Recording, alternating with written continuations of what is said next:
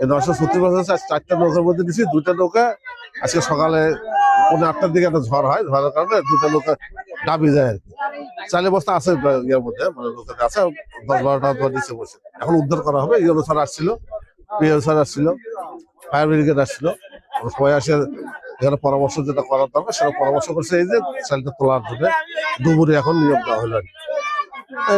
মোট 467 বস্তা দুটো নৌকাতে ছিল আর কি। 467 মধ্যে কিছু বস্তা আছে শুকনো আর কি, আর বাকিটা এর মধ্যে আছে। সেটা মনে করেন এখন তো ভিজেও গেছে, এখন দাবিও গেছে, সেটা নষ্ট। এখন সেটা একটু বলেন। সেটা এখন এটা তোলার পরে চালটা দেখার পরে এর আগেও বৃষ্টির ব্যবস্থা দেওয়া হয়েছিল। ইউনো স্যার যেটা বলে গেছে যে তোলার পরে পানিটা ঝরে পড়বে, তখন চালটা একটু পারলে শুকিয়ে যাবে, বাতাস পানি শুকাবে, তখন দেওয়া হবে। তখন চালটা আজকে বিকেলের দিকে দেওয়া হবে। তোলার পরে তো ক্ষয়ক্ষতিটা হ্যাঁ, তোলার পরে খোলা দেখা যায় যে চালের কি অবস্থাটা।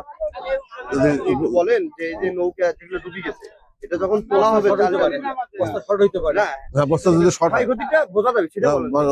তোলার পরে দেখা যাবে যে আসলে কত বস্তা আমাদের ছিল 467, তোলার পর দেখা যাবে যে কিছু কম হয় বা বেশি হয়।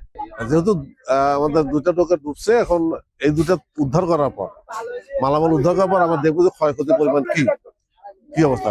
যখন ক্ষয়ক্ষতির পরিমাণ দেবো তখন আমরা সেটা বিষয়টা জানা যাবে যে কি করণীয়।